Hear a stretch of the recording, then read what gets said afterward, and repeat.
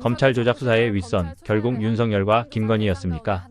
이재명 대통령을 죽이기 위해 국가 권력을 사유한 저들의 추악한 민낯이 2차 종합 특검에서 적나라하게 드러나고 있습니다. 여러분, 대북 송금 사건의 본질은 이화영 전 부지사를 향한 회유와 협박, 그리고 그 배후에서 지시하고 방조한 윤석열, 김건희 부부의 공작 정황입니다. 박상영 검사가 국회에서 증인 선서조차 거부하며 90도 인사를 박던 대상이 누구입니까? 바로 국민의힘 의원들입니다. 쉬는 시간마다 여당 의원들과 형님 동생하며 수사 기밀을 공유하고 이재명 대통령을 공범으로 엮기 위해 각본을 짠 저들이 정녕 정의로운 수사관입니까? 전화기를 밤새 들고 다니며 지시했다는 의혹을 받는 김건희, 그리고 그 수사팀을 비호한 윤석열. 이건 단순한 직권남용이 아니라 헌법을 파괴한 내란 음모입니다. 박상영 같은 일개 검사의 징계로 끝날 일이 아닙니다. 조작된 각본으로 국가 지도자의 목을 조르려 했던 윤석열과 김건희. 이제 특검의 칼날 앞에 서야 합니다. 단순한 파면이 아니라 법정 최고형으로 저들의 죗값을 엄히 물어야 대한민국 법치주의가 바로 설 수 있습니다. 윤석열과 김건희, 당신들이 짠 조작 시나리오가 이제 당신들의 무덤이 될 것입니다. 2차 종합특검이 포착한 빼박 증거와 조작 검사들의 추악한 뒷거래 실체. 지금 바로 확인하십시오. 검찰에서 국정원에 파견된 검사가 지휘했다라는 건데, 그렇다라고 하면 이 수사에 딱 그래서 검찰에 필요한 13건만 이제 가져갔다, 13건만 이제 한 건데, 그렇다라고 하면 요 지휘 계통은 박상영 검사가 움직일 수 있는 건 아니거든요. 네. 박상영 검사의 윗선이라는 말이죠. 그러면 그 윗선이 여기에 이제 개입이 되어 있었냐, 이 수사에. 그러니까 이거는 사실 검찰이면 다 개입되어 있는 거 아니야, 이렇게 생각할 수 있지만, 개별 수사에 대해서 예를 들면 국정원에 검사를 파견하는 건 대검의 일이고 박상영 검사는 수원지검에 있었단 말이죠. 근데 이제 말하자면 이런 관계가 어떻게 이루어진 거냐, 이거에 대한 의혹이 또 규명돼야 될 지금 필요가 남은 거고, 오늘 뭐 이따가 얘기하겠지만 오늘 2차 특검은 뭐라고 표현을 했냐면, 이 사실을, 이 사건을 이첩받은 이유를 설명하면서, 근데 이첩을 받을 때 고참 법조계자들 사이에서 약간 그런 우려들이 있었어요. 이거 수사 범위를 넘어서는 거라 기소를 해도 공소 기각될 될 우려가 있지 않아라고 했는데, 오늘 뭐라고 표현을 했냐면, 이 사건과 관련해서 대통령실에 보고된 것을 확인했다라고 얘기를 했거든요. 어떤 의미입니까, 그거는? 그 얘기는 뭐냐면, 이 구체적인 사건과 관련해서 대통령실이 수사에 개입했다라는 어떤 형태로든 증거를 갖고 있다라는 거예요. 윤석열 대통령실에 그렇죠. 보고를 했다는 그러니까 보통 거죠. 특검이 설명을 할 때 우리가 이런 증언을 확인했다, 증언을 확보했다, 혹은 이런 정황을 확인했다, 이런 정황을 확보했다. 이 이제 단어를 쓰는 것마다 다 이제 그 확인된 수위가 다른 것으로 이제 기자들이 받아들이는데, 오늘 굉장히 단정적인 표현을 썼고, 오늘 쓴 표현은 뭔가 대통령실에서 이 사건과 관련된 구체적인 개입을 했던 어떤 그 물증이 확보가 됐구나, 뭐 이런 이제로 받아들여지게 특검이 설명을 했거든요. 그러면은 그게 이시원이 국정원에 뭔가 개입을 해서 그 당시에 국정원 자료를 선별적으로 이제 수원지검에서 가져갈 때 개입했다라는 게 지금 나왔잖아요. 국정원에 그렇게 국회에서 보고를 했지 않습니까? 그것과 지금 얘기했던 것이 이어지면 똑같은 이야기. 맞닿아 있는 거죠. 그러니까 그래서 국정원을 대통령실에서 청와대에서 보통 관리를 할 때 기본적으로는 안보실에서 관리를 하는 거고, 근데 그 당시에 제가 민정이 없었잖아요. 청와대에 민정이 없었기 때문에 아마 법무 관련된 내용은 법무비서관이 이제 실무를 총괄했을 텐데, 그때 이제 법무비서관이 이시원 비서관이었는데, 어제 국정원장도 그런 맥락에 진술을 했고, 오늘 2차 특검의 발표는 요 사건과 관련해서 청와대가 개입했던 구체적인 것들을 증거를 갖고 있다라고 설명을 했기 때문에 이 부분이 연결되어 있다, 이렇게 보여집니다. 표현이 조금 미묘해요. 개입했다라는 것을 확인했다가 아니라 개입 시도, 이렇게 표현을 했거든요, 특검에서는. 그러니까 개입한 것을 정확하게 확인했다라기 보기는 좀 어려운 것 같다라고 먼저 말씀을 드리고, 국정원장인 리오남이 그 자리에 없었다 이런 증언을 했다고 하는데 공작원입니다. 7개의 이름을 바꿔가면서 하고 12개의 여권 비자를 바꿔가면서 했다, 그런 얘기가 분명히 나오고 있잖아요. 그래서 이 상황을 한쪽에서 이렇게 몰고 간다고 이렇게 판단을 하기는 쉬워 보이지 않는다. 양쪽 얘기를 다 들어보고 국정조사에서 정확하게 사실관계를 좀 확인했으면 좋겠고, 전반적으로 원론적으로 말씀드리고 싶어요. 대통령과 관련된 일이잖아요. 그래서 일방적으로 막 몰아가지는 않았으면 좋겠고, 차분하게 정말 증거 자료들을 정확히 놓고, 만약 박상영 검사가 회유 협박하고 조작해서 기소했으면은 박상영 검사 처벌받아야죠. 저는 완전히 검찰 옷을 벗기는 것뿐만이 아니라 엄중한 법적 처벌을 받아야 된다, 그런 생각이 들고, 그것이 어떠한 증언이나 정확한 자료가 아니라 일방적인 주장과 권력을 갖고 있다고 입틀막을 시키면서 증언을 못하게 함으로써 자신들의 주장의 정당성을 확보하려는 것은 이거는 옳지 않은 것 같다 그런 생각이 있어요. 그 뭐 동의를 좀 하기 어려운 부분인데 어쨌든 빠른 속도로 정확한 내용을 수사기관이 수사해야 하는데 고검에 이제 오늘 저렇게 냈지 않습니까? 서민석 변호사가. 고검이 지금 수사를 안 하고 있거든요.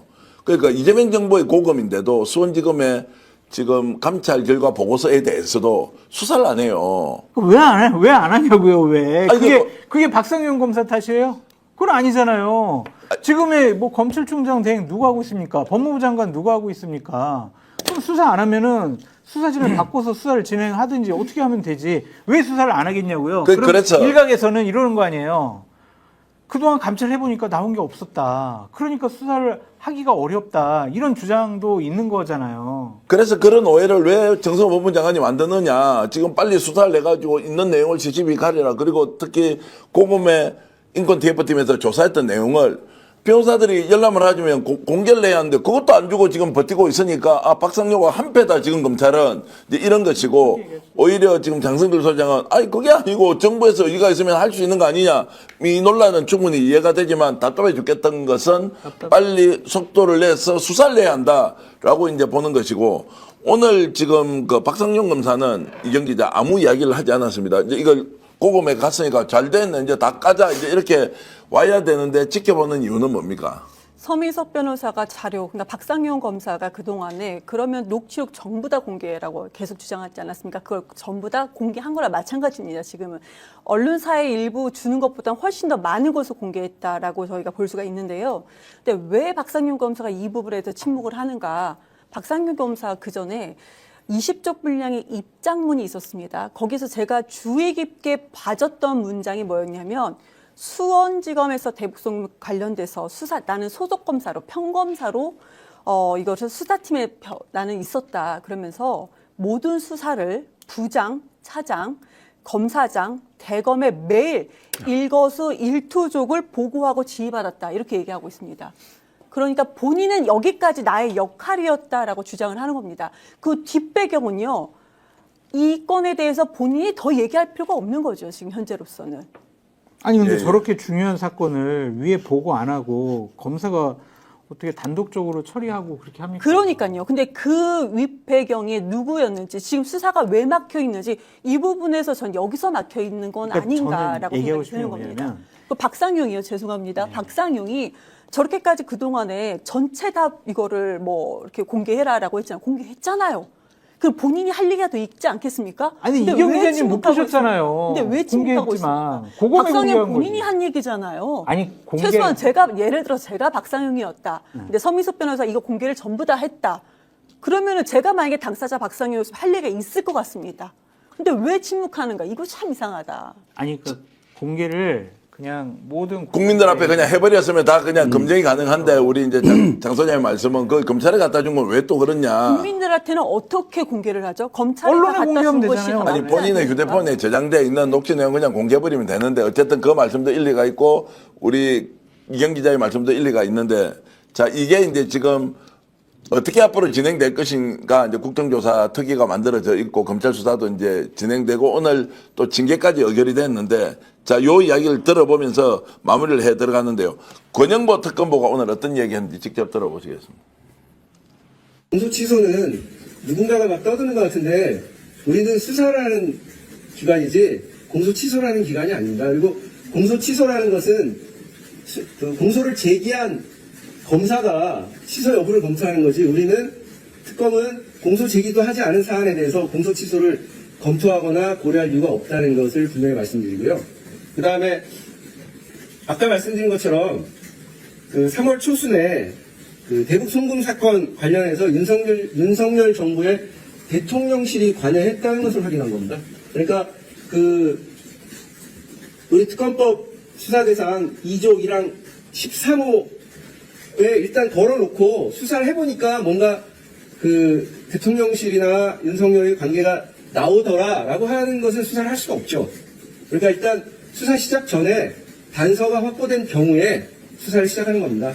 그래서 말씀드리는 것처럼 26년 3월 초에 그 단서를 확보하고 있었고, 그 조용히 수사를 진행하기 위해서 검토하던 중에 그 서울고검 사건을 이첩받을 필요성을 느껴서 이첩받은 건데, 그것도 종합특검이 막 이 세상 천지에 떠들면서 받은 것도 아닙니다.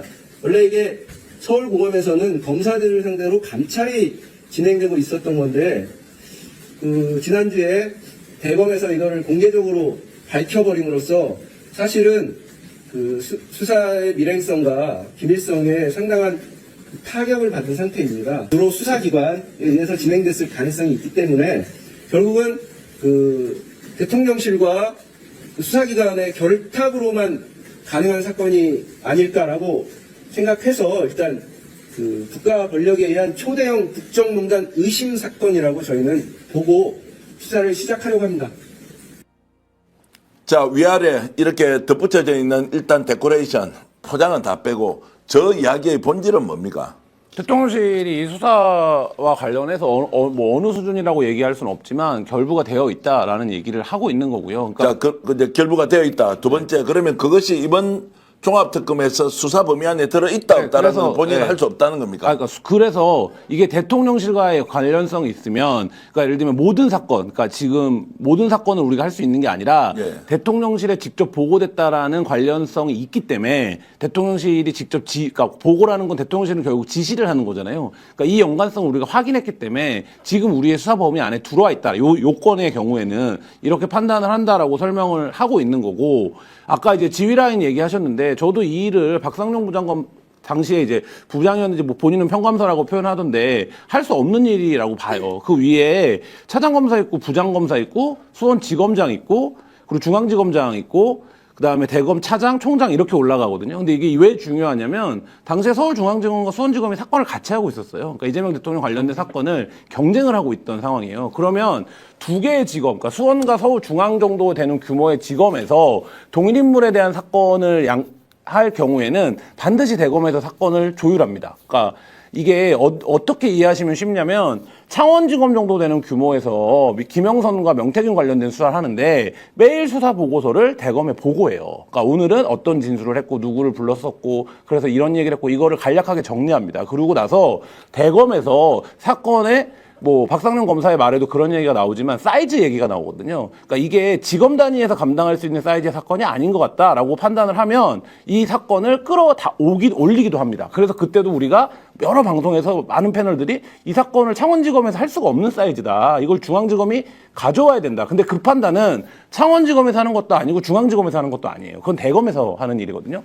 그러면 이 사건은 어쨌든 김성태의 진술과 관련된 증거들 그리고 이화영의 진술을 보태서 유력 대선 후보였고 지금도 유력한 대선 후보였던 사람을 기소하느냐 마느냐. 이 기소는 곧 구속 영장 청구를 의미하는 겁니다.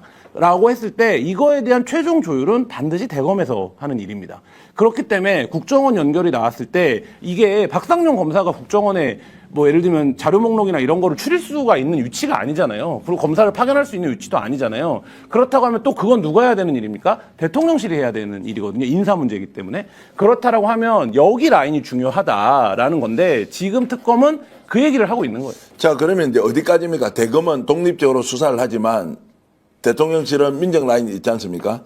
아니면 거기에서 뭔가를 조율을 할 수도 있다. 또는 정무적으로 상황을 파악할 수는 있다.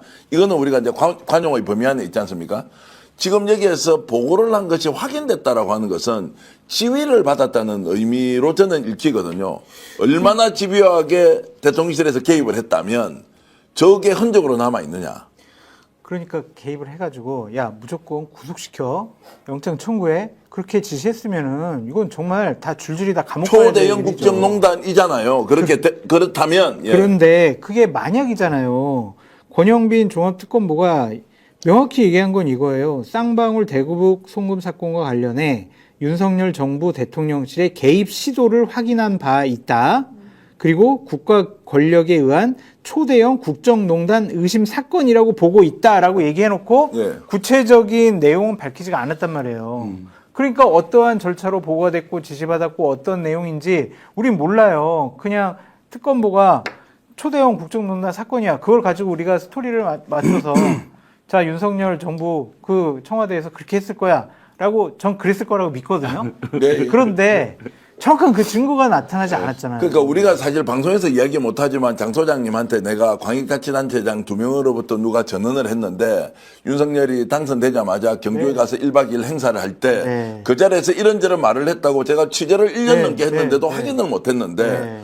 공교롭게도 그 이후에 이재명에 대해서는 희한할 정도로 집요하게 없는 것도 만들어서 계속 공개하면서 죽이려고 하는 그 일련의 과정이 분명히 그 출발 지점에 정권의 실제 핵심 그렇죠. 있다라고 이제 보는 거고 맞아요. 그 의심은 지금 하고 계신 거죠. 합리적인 의심이죠, 그것이. 합리적인 근데 거 저는 맞죠? 저기서 재밌는 표현이 국정농단이에요. 네. 이 무슨 왜 재밌다고 생각하냐면 예를 들어서 법무비서관이 그 일을 했잖아요. 저는 김건희야? 국정농단이라고 표현하진 않을 것 같아요. 김건희야? 그렇죠. 근데 이거는 뭐냐면 그건 왜냐면 법무비서관의 그 권한의 사용이 권한남용일 수는 있죠. 직권남용일 수는 있는데 직권남용이라고 표현하지 그럼 국정농단이라고 하진 않거든요. 김건희네. 그러면 이거는 그 라인이 아닌 라인에서의 개입이 있었다라는 거를 시사하는 내용이 아닌가라고 생각이 들어요. 왜냐하면 대통령실은 사실 5만 가지 일을 다 할 수도 있어요. 다 할 수 있기 때문에 그 부분에 대해서 대통령실이 여기서 인사 일을 했네, 국정원에 파견을 했네, 그것만으로 죄가 있다 이렇게 말할 수는 없어요. 근데 그거를 그 권한이 없는 자가 있거나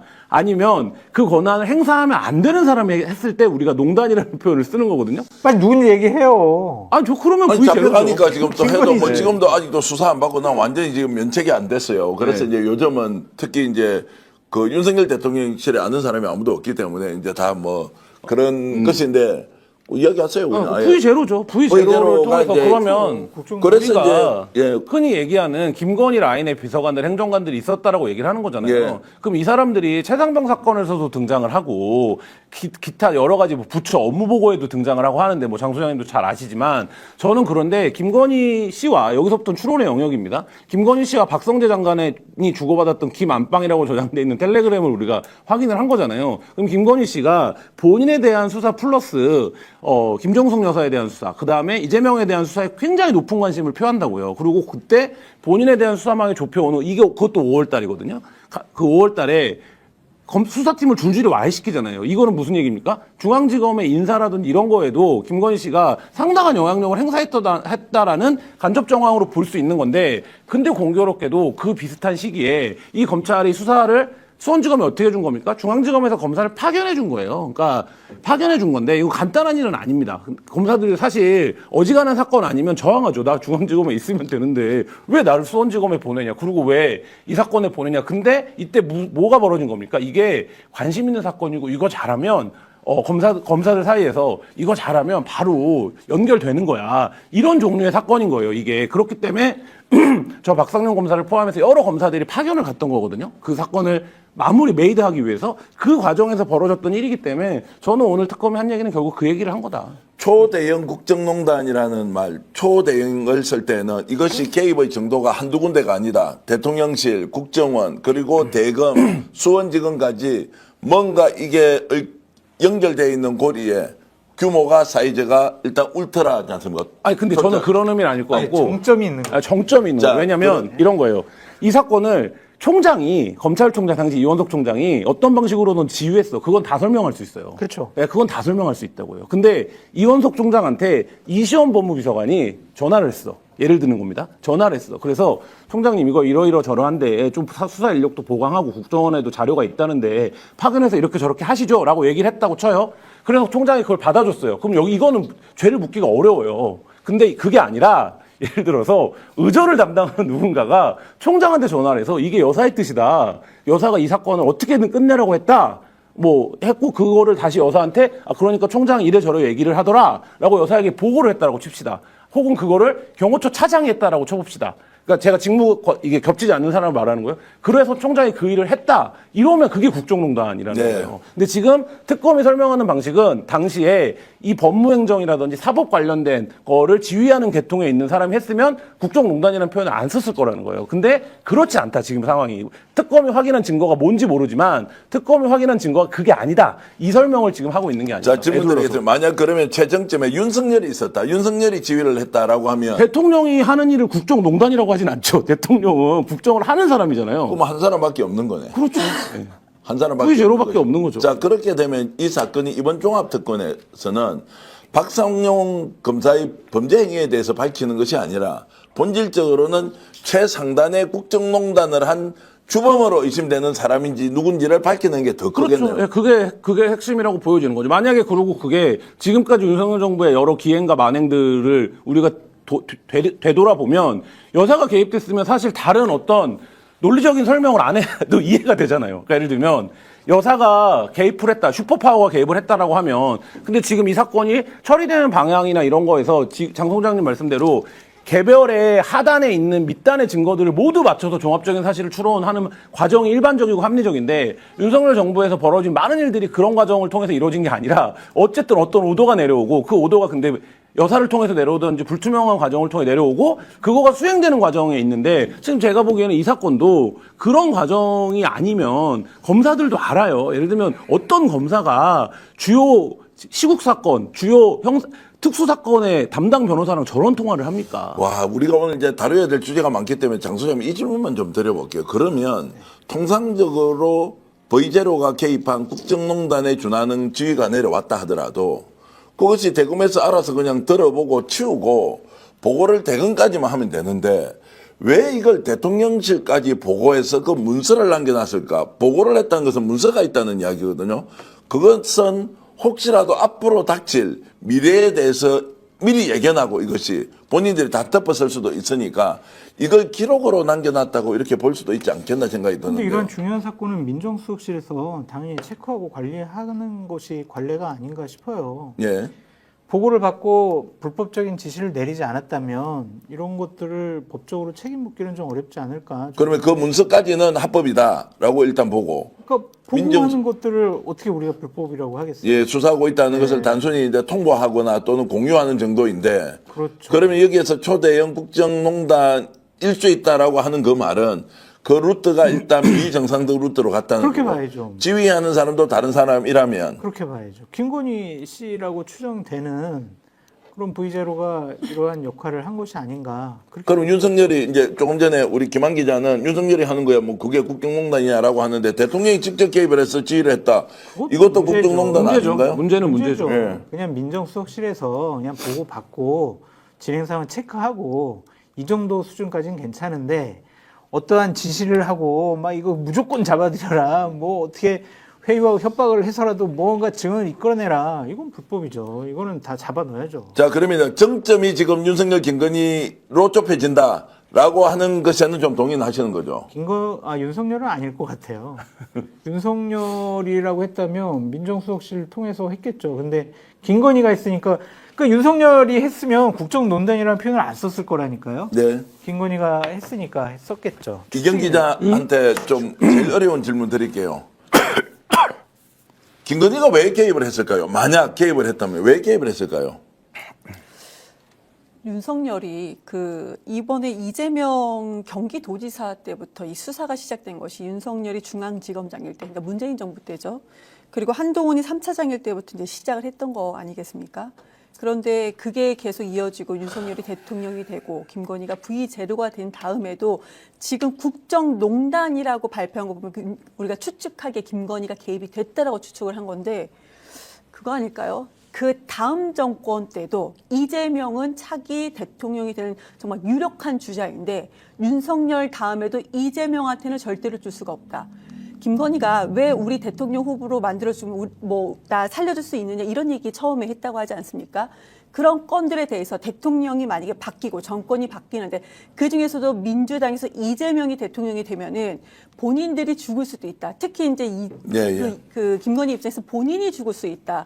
이렇게 생각을 했기 때문에 절대로 이재명만은 안 된다. 그래서 그렇게까지 무리하게 몰아붙인 건 아닐까. 제가 추정을 한번 해보겠습니다. 예, 이재명만은 절대 안 된다라는 것은 정황으로도 지금 이 상황을 우리가 이해할 때 가장 쉽게 받아들일 수 있는 것은 결국 이재명을 죽여야만 한다라는 그 최정점에 윤석열 대통령실이 있었다. 비정상적인 지휘 라인이 존재했다. 이거 특검에서 꼭 밝혀주시길 바라겠습니다.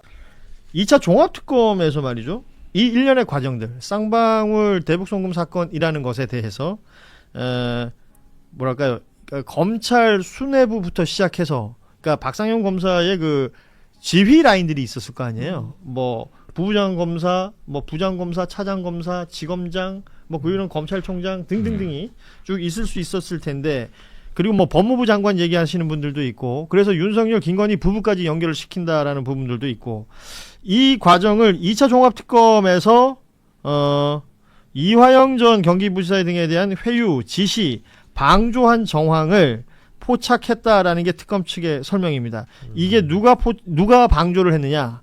윤 전 대통령 혹은 김건희, 이 사람들이 쌍방울 사건 보고받는 데 있어서 이런 것들에 대한, 그러니까 회유, 지시, 방조 정황을 특검 측에서 포착했다. 그러니까 최종 윗선으로 사실상 윤석열, 김건희 이 부부를 지목하는 것으로 이해가 되기도 하거든요. 네, 그래갖고 뭐 구체적으로 어떤 정황을 포착했는지는 두고 봐야 알겠습니다만은 2차 종합특검이 이 사건을 가져감에 있어 사실 우려하는 법률가들이 꽤 있었어요. 저도 그 중에 한 사람이고요. 예. 왜냐하면 2차 종합특검의 수사 대상에 해당하냐 이게. 그렇죠. 예, 그게 관건이었거든요. 2차 종합특검은 윤석열과 김건희가 관련이 되어 있어야 수사를 할 수가 있습니다. 그러니까 윤석열, 김건희가 쌍방울 대북송금 수사팀에 뭔가 관여를 하고 진술 조작을 하는데 지시를 하든 관여를 하든 해야 이게 수사가 되는 건데, 네. 만약에 그 연결고리가 나오지 않는다라고 하면은 지금 수사 권한이 없어져 버리는 거고, 그럼 그렇죠. 나중에 지금 공소 기각이 되거나 하는 그런 문제가 될 수 있는 거거든요. 그래서 사건이 안 될 수도 있다. 그렇죠. 그래서 사실 저는 가장 안전하게 가기 위해서는 2차 종합특검법을 개정해서 이거 아예 명시적으로 수사 대상에 박아주는 것이 제일 안전하다라는 말씀을 좀 드리고요. 그리고 만약에 윤석열, 김건희가 빼박으로 여기에 개입했다는 정황이 나오면 그러면야 뭐 안전하겠습니다만은, 예, 일단 한번 그게 어떤 식으로 사건 수사가 진행될지는 한번 지켜봐야 될 것 같고요. 예. 그리고 박상용 검사에 대해서는 사실 지금 이 연어술 파티가 있었다는 게 23년 5월 17일 정도 전후입니다. 그렇기 때문에 근데 징계 시효가 3년이거든요. 그러니까 올해 5월 17일 정도 전후까지가 징계 시효예요. 예. 그러니까 그 전에는 아마 징계가 완료가 될 것입니다. 그러니까 뭐 그거는 크게 걱정 안 해도 될 것 같고, 남은 거는 이제 수사가 어떻게 되느냐를 네. 좀 지켜봐야 될 것 같아요. 지금 저희가 준비한 표가 있는데 하나 좀 띄워주시겠습니까? 예. 서울신문에서 만든 그래픽인데요. 그러니까 지금 이게 1년의 상황들을 쭉 보시면 됩니다. 2024년 4월부터 시작해서 뭐 25년 7월, 9월, 10월, 그리고 뭐 4월 2일 2차 종합특검의 사건이 이첩되는 1년의 상황들까지 쭉 정리를 해놓은 것인데, 저 사이에 서민석 변호사와 박상용 검사 사이에 있었던 그 녹취들이 조각조각 공개가 됐었던 것이고, 그것을 전체 분량을 원본 파일을 서울고검에 서민석 변호사는 제출을 했고 고발인 조사를 받겠다라고 이렇게 입장을 낸 바가 있습니다. 그 과정 속에 여러분 다 보신 것처럼 지난 그 금요일에 이 조작기소 국조 이 특위의 전체 회의장에 뭐 여러 증인들이 나왔어요. 박상현 검사도 현장에 있었고, 뭐 본인만 증인 선서를 안 했었죠. 이 증인 선서를 안 하니까 서영교 위원장이 퇴정을 명령했고 쫓겨나는 장면들 확인할 수가 있었는데, 그 관련된 내용으로 법무부의 공지사항 나온 걸 좀 소개를 해드리면요. 검사징계법 제8조에 따라서 검찰총장 직무대행은 오늘 해당 검사에 대해 직무집행을 정지해 줄 것을 법무부 장관에게 요청했고, 법무부 장관은 비위 사실의 내용에 비추어 해당 검사가 직무를 수행하는 것이 현저히 부적절하다고 판단해 직무집행을 정지하였습니다. 라는 공지가 나온 것입니다. 그리고 지금 고검에서 진행되고 있는 인권침해 점검 TF를 통해서 해당 검사에 대한 감찰을 진행 중으로 감찰 결과에 따라 신속 엄중히 조치할 예정임을 알려드립니다. 라고 지금 정리가 되었습니다. 자, 박상용 박상용이 지금 나와 있었을 때 저 태도도 문제지만요. 어쨌든 공무원이잖아요. 예. 공무원은 정치적 중립의 의무가 있습니다. 뭐 자기가 어떤 생각을 갖고 있든 말든. 근데 저 장면에서 너무나 지나치게 정치적 중립을 훼손한 일들이 있었거든요. 민주당 의원들에게는 막 째려보고 내려보고 막 별짓 다 하다가 그 쉬는 시간 중간에는 또 국민의힘 의원들 가가지고 형님 합니다. 예. 근데 이런 모습 자체가 중립 훼손이라고 좀 보고. 그 현장에서? 네, 현재 오늘 아침 뭐 장윤선의 취재 편의점에서 단독으로 영상에 보면은 가서 국민의힘 의원이랑 번호 교환하고 거기 가서 90도로 인사하고 하는 장면이 포착이 됐어요. 근데 또 우리 그러니까 이 법사위 회의장에서는 마치 그 민주당 의원들은 마치 깔보듯이 내려보고 가가지고 막 이름표 확인하고 그따위 행동을 했단 말입니다. 이거 예. 중립훼손이라고 저는 생각 들고요.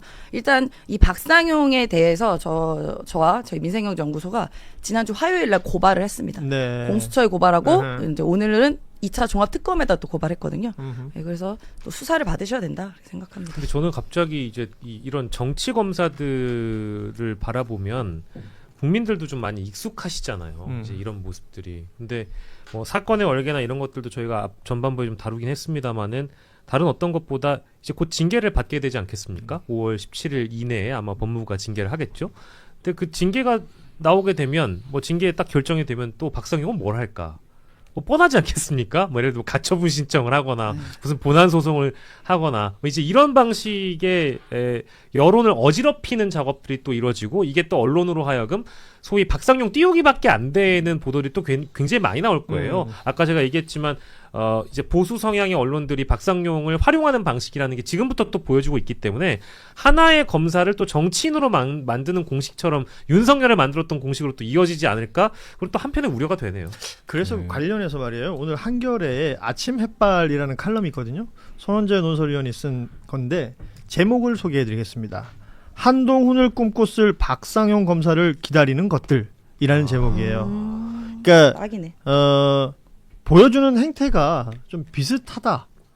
그러니까 뭐랄까요, 검사로서 굉장히 그 출세 그 라인을 잘 탔던 검사, 그리고 뭐 특수부 수사를 통해서 뭔가를 더 성과를 내고 싶어했던 검사, 그 검사가 어떤 무리한 수사를 하거나 문제가 있는 수사를 했을 때 과거 그 윤석열 검찰이 살아 있을 때는 이게 문제를 일으켰더라도 오히려 그게 훈장이 되고 좋은 평가를 받았을지 모르겠으나 지금은 세상이 바뀌었다라는 내용이 이 아침 햇발의 주된 내용이거든요. 아, 그러면은 그 칼럼의 주된 내용은 윤석열 한동훈처럼 하고 싶어도 넌 안 될 것이다. 이제 이런 그 전망인가요? 취지로 보입니다. 예, 그러니까 그들이 활동했던 그 환경과 이 다르다. 박상용 검사의 환경이 다르다라는 부분을 지적하는 것 같아요. 그렇죠. 그리고 윤석열 때는 윤석열 자체가 갑자기 무슨 범죄 혐의자가 되고 그러지는 않았었어요. 그렇죠. 박상용 같은 경우는 지금 명백하게 범죄 혐의자고 징계를 받을 거고 수사를 받을 거기 때문에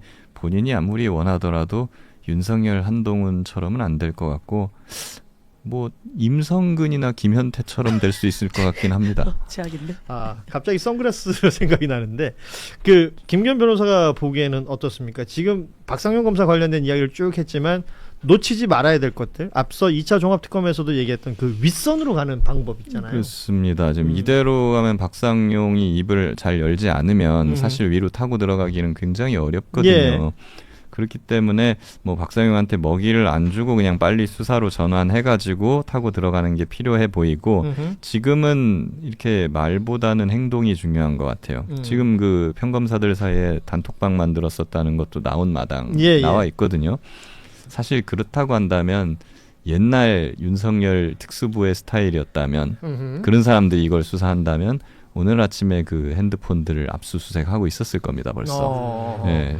이 수사는 속도거든요. 그래요. 네, 이렇기 때문에 그런 부분이 좀 기왕이 2차 종합특검이 하기로 마음을 먹었으면은 소리 소문 없이 그런 거에 빨리빨리 착수해주는 것이 필요한 시점입니다. 힌트를 주셨기 때문에 오늘이라도 당장 해야 되는데 이미 뭐 예를 들면 휴대폰을 어떻게 했다라든지 24자리 비밀번호가 있을 수 있죠. 아, 또 그런 거 볼까봐 좀 짜증이 나려고 그렇죠. 그래요. 아마 뭐 그럴 수 있겠죠. 근데 사람들이 많으니까 최대한 그런 많은 수의 핸드폰을 확보해야 될 것 같고 이게 기본적으로 수사하는 방식이 이렇습니다. 단톡방이 나왔다는 뉴스가 뜨면은 예를 들어 9시 뉴스에 그게 나오면 그거 본 수사팀은 출근해야 돼요. 9시 뉴스 들으면서 출근해서 당장 이제 자정되기 전에 압수수색 영장 청구서를 만들어서 당직 판사 깨워야 되고요. 그리고 새벽에 영장 발부 받아갖고 아침에 치는 거예요. 원래 수사는 그렇게 해야 됩니다. 그리하여야 하는데 그렇지 못한 부분들이 보여서 아쉽다. 좀 저 윤석열 한동훈이들이 잘 하던 초식인데 그럼 우리도 해야죠. 그러니까 그러니까 지면되잖아요. 종합특검이 지금 이 단일 사건만 말고도 굉장히 많은 사건들을 다루잖아요. 그럼요. 예. 근데 지금 이 박상용 씨 관련된 사건은 아까 이제 우리 김규현 변호사가 잘 말씀해 주신 대로 2차 종합특검법의 2조 1항 13호에 윤석열과 김건희가 수사 상황을 보고받고 수사기관의 권한 오남용을 하게 했다라는 범죄 혐의를 소사할 수 있다. 그래서 이 2차 조항을 종합특검. 예. 근거로 하는 거잖아요. 근데 저는 이 사건만 있겠습니까? 아유, 거의 김건희는 전화기를 밤새 들고 다니는 여자예요. 그러니까 이제 제가 판단하기에는 지금 제가 보니까 두 분이 약간 상황극이 가능할 것 같은데요. 아, 그 여보. 네? 여보. 이 박상용이가 아주 잘한단 말이야. 근데 그 상용이 말고 다른 사람도 있거든. 이 사건만 있는 게 아니라고. 예. 우리가 주물러야 될 사건이 수천 수백 이걸랑. 나 너무 모르니까 더 전화기나 내놔봐. 그 상용이 제대로 하라 그래. 그리고 왜 김정수, 김혜경 거 안 하고 내 거만 하라 그래. 물어봐요. 뭐라고 하나. 그러니까 저는 예. 제가 전화기 내놔. 제가 얘기하고 싶었던 게 그 사건 숫자가 워낙에 많을 거 아니에요. 그러면은 이 사건 말고도 다른 사건까지도 2차 종합특검이 다 해야 되는데 반드시 뿌리 뽑으려면은 이 수십 수백 건까지 다 다뤄야 될 것이다. 예, 그 얘기를 하고 싶었습니다. 자, 그래요. 이 종합특검 관련해서 이제 보충해야 될 특별법이 있다면 그 얘기를 우리 김기현 변호사가 주장을 했던 부분인데, 그러니까 다른 법률적인 이유 때문에 마지막에 가서 뒤집어지는 그런 상황들은 좀 뭐랄까요, 미리 좀 준비해서 바꿀 수 있다면 바꾸자라는 취지가 될 것으로 보입니다.